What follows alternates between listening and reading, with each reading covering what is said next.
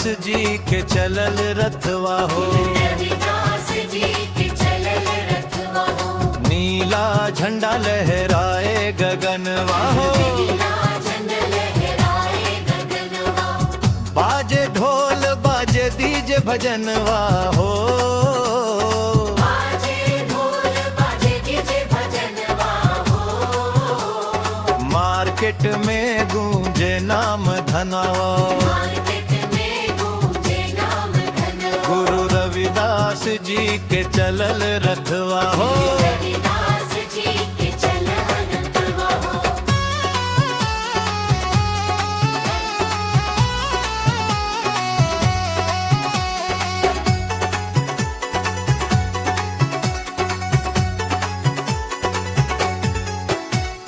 चमके सोने के रथ फूलन से सजे,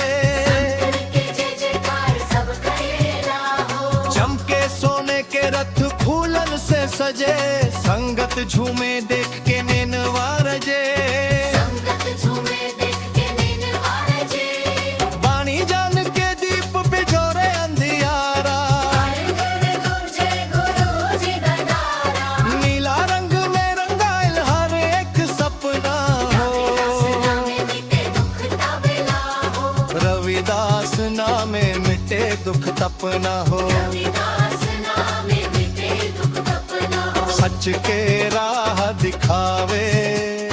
संत शिरोमणि,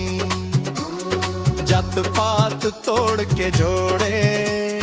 छोड़े हर प्राणी,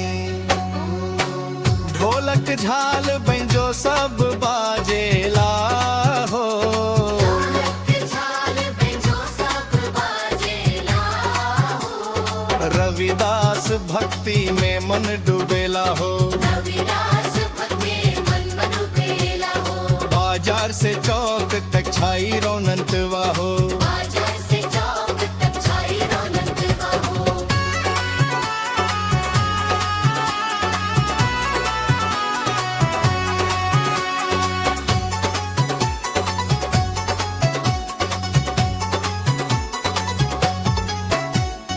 गुरु रविदास जी के महिमा अनंतवा हो, के जय जयकार सब करेला हो, गुरु रविदास जी के महिमा अनंतवा हो, नीला झंडा लहराए गगनवा हो, नीला झंडा लहराए गगनवा हो,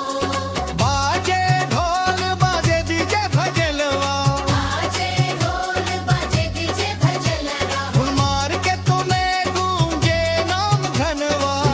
हो, गूंजे नाम धनवा हो, नीला रंग में रंगाइल हर एक सपना हो, रविदास नामे मिटे